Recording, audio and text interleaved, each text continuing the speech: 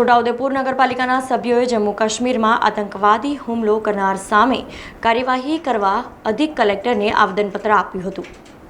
છોટાઉદેપુર નગરપાલિકા ખાતે કારોબારી સમિતિની બેઠક મળી હતી। બેઠક શરૂ કરતા પહેલા નગરપાલિકા સભાખંડ ખાતે જમ્મુ કાશ્મીરના પહેલગામમાં આતંકવાદીઓના હુમલાના ભોગ બનેલા નિર્દોષ પ્રવાસીઓને શ્રદ્ધાંજલિ આપવામાં આવી હતી અને આ નિંદનીય કૃત્ય કરનાર આતંકવાદીઓ સામે પગલાં ભરવા માટે જિલ્લા કલેક્ટરને આવેદનપત્ર પાઠવવાનું નક્કી કરાતા છોટાઉદેપુર નગરપાલિકાના પ્રમુખ, ઉપપ્રમુખ, કારોબારી અધ્યક્ષ સહિતના પાલિકાના સભ્યો જિલ્લા સેવા સદન ખાતે જઈ અધિક કલેક્ટર શૈલેષ ગોકલાણીને આવેદનપત્ર પાઠવી જમ્મુ કાશ્મીરના પહેલગામમાં પ્રવાસીઓ પર આતંકવાદી હુમલો કરનાર આતંકવાદીઓ સામે સખતમાં સખત પગલાં ભરવા માંગ કરવામાં આવી હતી। ગઈકાલે જે જમ્મુ કાશ્મીરના પહેલગામમાં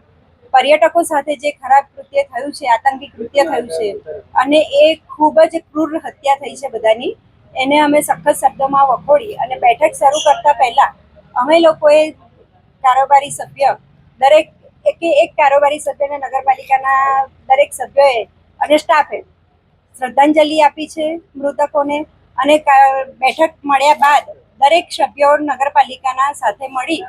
અને અધિક કલેક્ટરશ્રીને આવેદનપત્ર પણ પહોંચાડ્યું છે।